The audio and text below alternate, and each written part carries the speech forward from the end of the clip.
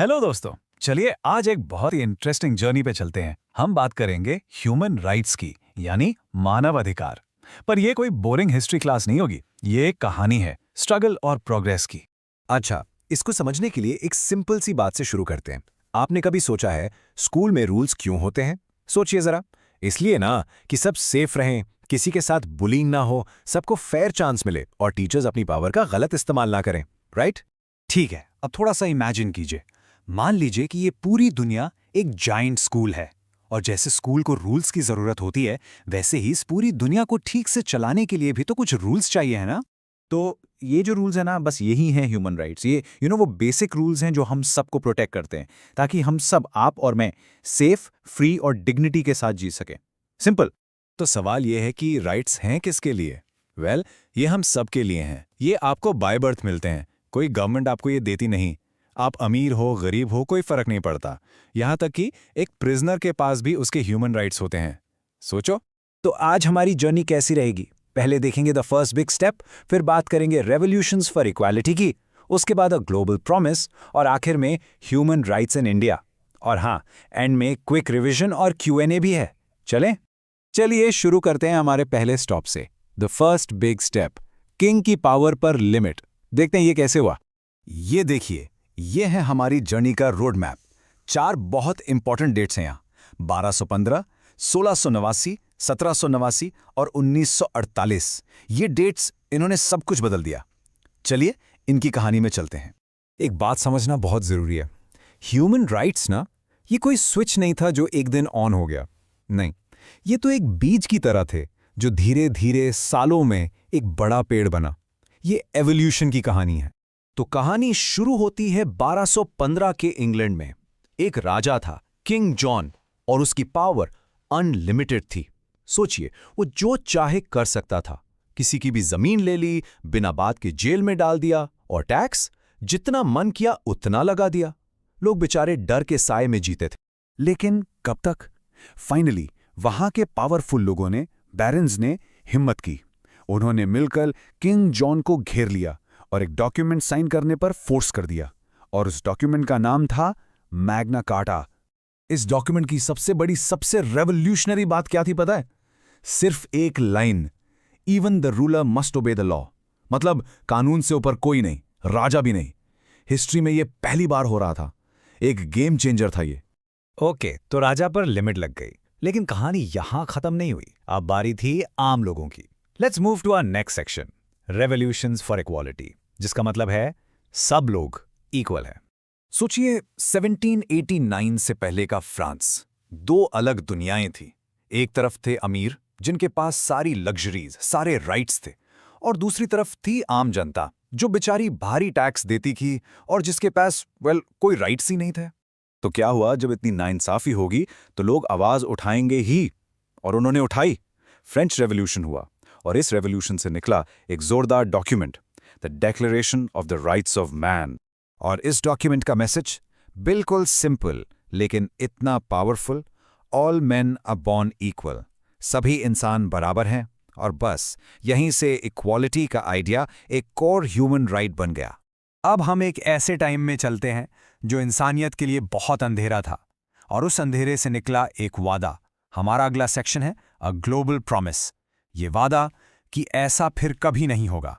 World war 2, history का सबसे बुरा चैप्टर। करोड़ों लोग मारे गए। कॉन्सेंट्रेशन कैंप्स में जो हुआ वो सोचना भी मुश्किल है। इस सब के बाद दुनिया भर के लीडर्स एक साथ आए और उन्होंने कहा, बस, नेवर अगेन। और इसी नेवर अगेन के जज्बे से 1948 में बना universal declaration of human rights, यानी UDHR। ये क्या था? ये पूरी दुनिया का एक वादा था, एक प्रॉमिस कि हर एक इंसान, आई रिपीट, हर एक इंसान के पास राइट्स हैं, बिना किसी डिस्क्रिमिनेशन के। तो अब तक हमने ग्लोबल जर्नी देखी। चलिए अब घर आते हैं, इंडिया। देखते हैं कि ह्यूमन राइट्स इन इंडिया का क्या सीन है। The constitutional guarantee. हमारे कॉन्स्टिट्यूशन में एक आर्टिकल है, आर्टिकल 21, राइट टू लाइफ।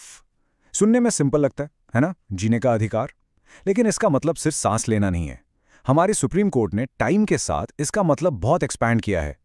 पहले था जस्ट ब्रीदिंग, फिर हुआ लाइफ विद डिग्निटी, फिर इसमें राइट टू प्राइवेसी जुड़ गया, फिर राइट टू हेल्थ, और अब right to a clean environment भी इसका हिस्सा है। देख रहे हैं कैसे इवॉल्व हुआ और ये इतना पावरफुल कैसे बना। एक बहुत फेमस केस है मेनका गांधी केस। उनका पासपोर्ट गवर्नमेंट ने ले लिया बिना कोई रीजन दिए, तो उन्होंने सुप्रीम कोर्ट में जाकर बस एक सिंपल सवाल पूछा, इज दिस फेयर, क्या ये सही है? और बस इस एक सवाल ने सब कुछ बदल दिया। कोर्ट ने रूल किया कि गवर्नमेंट अचानक से मनमाने तरीके से किसी का राइट नहीं छीन सकती। ओके, तो काफी लंबा सफर था ना। चलिए क्विक रिवीजन हो जाए। Let's test your knowledge. देखते हैं कितना ध्यान से सुना आपने। ओके, क्वेश्चन नंबर 1, वो पहला डॉक्यूमेंट कौन सा था जिसने बोला कि किंग को भी लॉ फॉलो करना पड़ेगा? And the answer is Magna carta 1215। अगर आपका जवाब सही था तो वेल डन। क्वेश्चन नंबर 2, किस रेवोल्यूशन ने इक्वालिटी को एक कोर ह्यूमन राइट बनाया? ये था the French revolution of 1789। Easy था ना? And last question for you, Indian constitution का कौन सा article right to life guarantee करता है? और इसका जवाब है आर्टिकल 21। अगर आपने तीनों सही जवाब दिए तो फैंटास्टिक, आपने पूरा ध्यान दिया। कभी सोचा है आपने, ये जो बोलने की आज़ादी है या न्याय पाने का हक, आखिर ये अधिकार हमें मिले कहाँ से? क्या ये हमेशा से मौजूद थे या इनके पीछे एक बहुत बड़ा इतिहास है? देखिए, सच तो यह है कि ये अधिकार हमें किसी ने एक प्लेट में सजाकर नहीं दिए, बिल्कुल नहीं। इन्हें धीरे धीरे एक एक कदम करके बड़े संघर्ष और न जाने कितने बलिदानों से बनाया गया है। आप इसके विकास को एक बच्चे के बड़े होने जैसा समझ सकते हैं। पहले शुरू में डगमगाते हुए कदम, और फिर वक्त के साथ वही कदम मजबूत होते गए। तो आइए इस सफ़र के जो इंपॉर्टेंट माइलस्टोन्स हैं उन्हें एक एक करके देखते हैं। हमारा सफर शुरू होता है आज से लगभग 800 साल पहले इंग्लैंड से, एक ऐसे ऐतिहासिक डॉक्यूमेंट के साथ जिसने आप कह सकते हैं कि पहला कदम उठाया। नाम था द मैग्ना कार्टा। उस दौर में राजा जॉन की शक्ति पर कोई रुक टोक नहीं थी। मतलब कानून वही था जो राजा ने कह दिया। सोच के देखिए, वो किसी की भी जमीन छीन सकता था, बिना किसी सुनवाई के किसी को भी जिंदगी भर के लिए जेल में डाल सकता था। लोग, आम जनता एक डर के साए में जीती थी। आखिरकार इस अत्याचार से तंग आकर देश के जो शक्तिशाली जमींदार थे, जिन्हें बैरन्स कहा जाता था, उन्होंने हिम्मत दिखाई। उन्होंने राजा को घेर लिया और एक डॉक्यूमेंट पे साइन करने के लिए मजबूर कर दिया। यही था मैग्ना कार्टा, और इसने एक ऐसी बात कही जो उस समय के लिए बिल्कुल रेवोल्यूशनरी थी। और यहीं से रूल ऑफ लॉ यानी कानून के शासन की नींव पड़ी। ये पहली बार था जब इतना साफ साफ कहा गया कि असली शक्ति का स्रोत कोई एक व्यक्ति नहीं बल्कि कानून होगा, और ये कानून ये सब पर लागू होगा। हाँ, यहाँ तक कि राजा पर भी। कोई भी कानून से ऊपर नहीं है। इसका असर हम आज भी अपनी जिंदगी में देखते हैं।